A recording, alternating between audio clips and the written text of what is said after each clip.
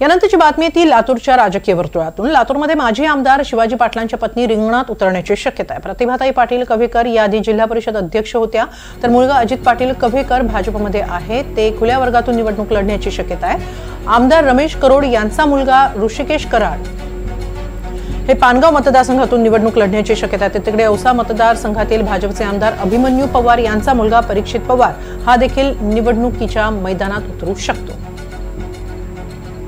या संदर्भातली माहिती देत आहेत माझे सहकारी विष्णू बुर्गे। विष्णू, नेमकं काय घडतं या ठिकाणच्या राजकारणामध्ये?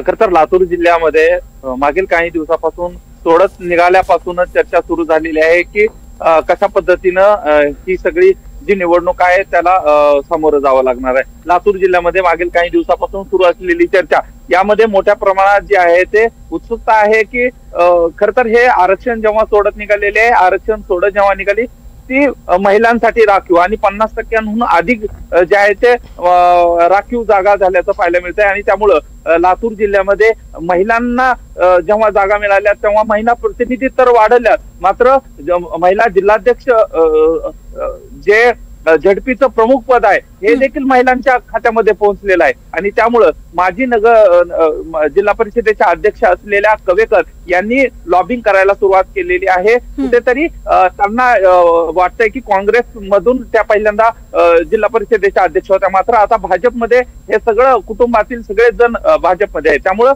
सगळ्यात मोठ्या दावेदार असू शकतात अशा प्रकारची चर्चा आहे। तर दुसरीकडे अनेक नेते जे आहेत, आमदार आहेत, त्यांचे पुत्र देखील या रणांगणात उतरल्याचं पाहायला मिळतंय, त्यांची इच्छा देखील असल्याचं पाहायला मिळतंय। त्यामुळं लातूर जिल्ह्यामध्ये सध्या रमेश कराड यांचे पुत्र असतील किंवा अभिमन्यू पवार यांचे पुत्र असतील यांची जोरदार चर्चा सुरू आहे। आता निलंगेकर असतील किंवा आमदार अमित देशमुख असतील यांनी अजूनही पत्ते उघडलेले नाहीत। या दोघांच्या अवतीभोवती लातूर जिल्ह्याचं राजकारण फिरतं आणि त्यामुळं कशा पद्धतीनं हे दोघ जण पुढच्या येणाऱ्या काळामध्ये पावलं उचलतात आणि कुणाला चेहरा करतात यावरून ही सगळी गणितं स्पष्ट होणार आहेत।